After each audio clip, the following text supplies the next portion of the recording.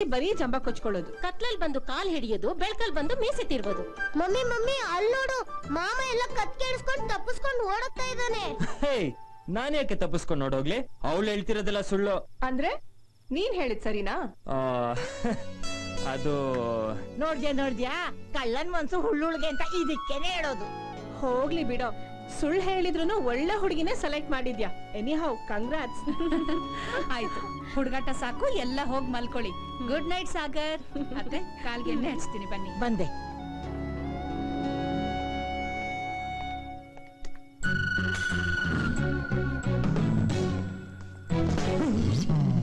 ಅಯ್ಯ ನಿನ್ ಏನೇ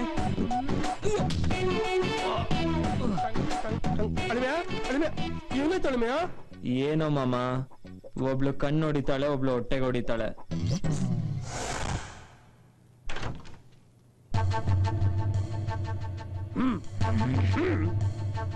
ಹಾಯ್ ಸಾಗರ್, ಏನ್ ಎಷ್ಟೊತ್ತಲ್ಲಿ?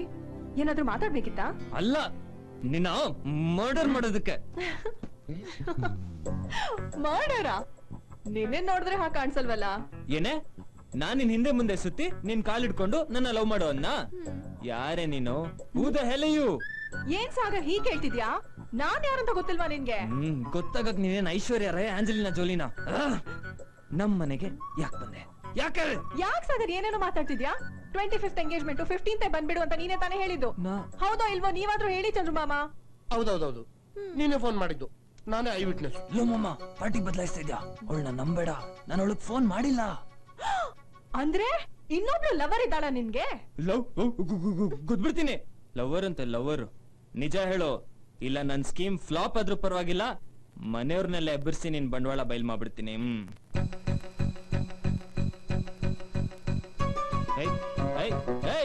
ಲಗೇಜ್ ಎತ್ಕೊಂಡೋಗು.